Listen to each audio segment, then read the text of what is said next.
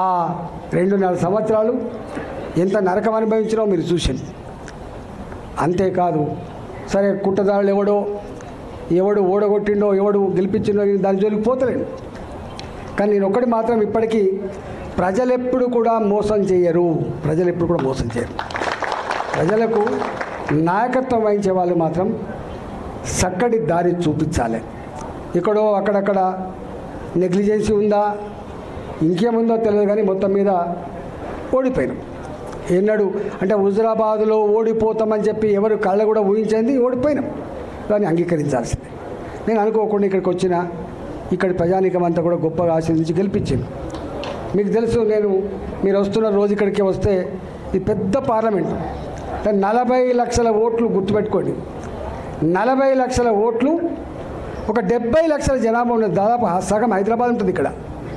దేశవ్యాప్తంగా సెటిల్ అయిన వాళ్ళు ఉంటారు ఇక్కడ. ఉమ్మడి ఆంధ్రప్రదేశ్ నుంచి సెటిల్ అయిన వాళ్ళు ఉంటారు ఇక్కడ. నాకు పని ఒత్తిడి వల్ల మీకు రాలేకపోయినా, కానీ బాధ అనిపించే అంశం ఏంటంటే ఇవాళ మనం ఆనాడు 2021లో కేసీఆర్కి ఒక మాట ఇచ్చినాం, ఒక ఛాలెంజ్ చేసినాం. నువ్వు ఓటింగ్స్ పెట్టించుకుంటున్నావు కేసీఆర్, నువ్వు ఫ్లెక్సీలు పెట్టించుకుంటున్నావు, గోళ్ల మీద నీ బొమ్మలు వేయించుకుంటున్నావు, కరెంటు స్తంభాల మీద కూడా నీ స్టిక్కర్లు వేసుకుంటున్నావు, నా ముఖం కనపడకుండా చేస్తున్నావు.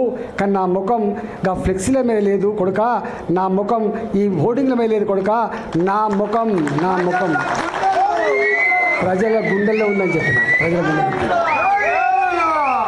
ఇవాళ మీరు ఇప్పుడు కూడా ఇలా షామీర్పేట ఏమంటేనే ఇది, ఈ షామీర్పేట భారతీయ జనతా పార్టీకి అడ్డ. ఇది ఇవాళ అడ్డ. ఇది నేను భారతీయ జనతా పార్టీ ఎంపీని, నేను ఇక్కడ భారతీయ జనతా పార్టీ ఎంపీని. నేను దక్షిణ భారతదేశంలో మొట్టమొదటిసారిగా ప్రచారం జరిగితే నరేంద్ర మోడీ గారే స్వయంగా వచ్చి నా ఎలక్షన్ ప్రచారం చేసే విషయం మీకు తెలుసు.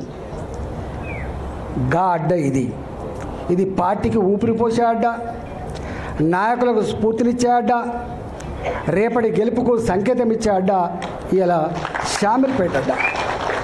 దాన్ని పట్టుకొని వాడు సైకోనా, శాడిస్టా, వాడు మనిషా, పశువా, వాడు ఏ పార్టీలో ఉన్నాడు, వాడు ఎవరి అండతో ఆ ధైర్యం చేస్తున్నాడు, వాడిని ఎంచుకోవాలి. కానీ బీ కేర్ఫుల్ కొడుక, బీ కేర్ఫుల్. మేము శత్రువుతో కొట్లాడతాం, కానీ కడుపుల కత్తులు పెట్టుకొని కవలించుకునే సంస్కృతి మా రక్తం లేదు కొడుక, నా రక్తం లేదు.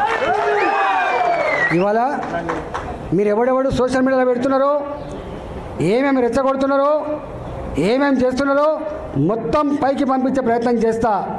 నేను అనుకుంటున్నా సంస్కారం ఉందని, సభ్యత ఉందని ఇట్లాంటి వాటిని అరికడతానని భావిస్తున్నా. అరికట్టకపోతే నష్టపోయేది ఎవరో అర్థం చేసుకోండి. మీరు నష్టం మాకు కాదు, మాకేం తక్కువ ఉంది?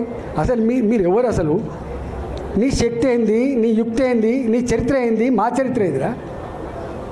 2002లో వచ్చిన నా జిల్లాకి, 2002లో వచ్చిన నా జిల్లాకి 2 సార్లు నేను జిల్లా పార్టీ అధ్యక్షుడిగా పనిచేసిన, నేను 2 సార్లు జిల్లా మంత్రిగా పనిచేసిన. నేను నా అడుగు పడని గ్రామాలు లేవు కరీంనగర్ జిల్లాలో. ఉమ్మడి కరీంనగర్ జిల్లాలో నా అడుగులు పడని గ్రామాలు లేవు.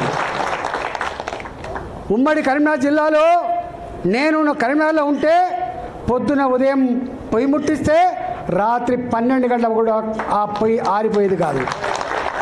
ఒక్క హుజురాబాదు, ఒక కమలాపూర్ వచ్చిన వాళ్ళు కాదు బిడ్డ, మొత్తం కరీంనగర్ జిల్లా మొత్తం వచ్చేది.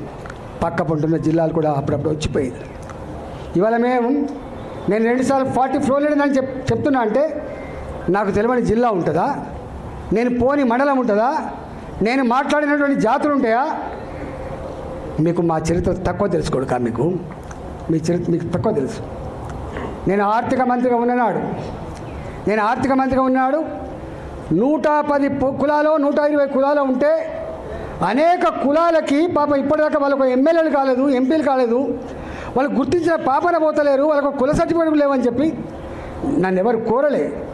నేనే ఒక 40 రోజుల పాటు 40 డేస్ యావత్ తెలంగాణ అన్ని కుల సంఘాల నాయకులతో భాజపా అసెంబ్లీలో మీటింగ్లు పెట్టి, నేనే వాళ్ళకు భోజనాలు పెట్టి, నేనే మీకు లీడర్ని, మీ సమస్యల పరిష్కారం కోసం ఉన్న బిడ్డనని చెప్పిన నేను 40 రోజుల పాటు ఆ పని చేసిన.